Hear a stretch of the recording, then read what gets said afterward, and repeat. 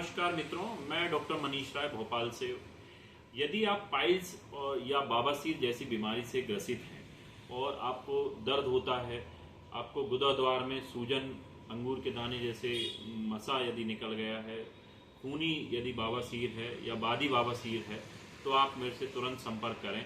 मैं उसके लिए होम्योपैथिक दवाई जो कि सुरक्षित और बिना साइड इफ़ेक्ट की होती हैं, उससे मैं जड़ से उस बीमारी को ठीक कर रहा हूँ। पाइल्स और बवासीर हमारे गुदाद्वार में होने वाली सूजन है, जिसके क्रॉनिक कॉन्स्टिपेशन के कारण जब हमको कब्ज की शिकायत बहुत दिनों से होती है, तो उसके कारण उस नसों में सूजन आ जाता है और नसों में सूजन आने के कारण जब प्रेशर पड़ता है तो वहाँ से ब्लीडिंग होने लगती है, ब्लड आने लगता है, तो उसको हम खूनी बवासीर बोलते हैं। इसमें 4 डिग्री होती हैं सामान्यतः।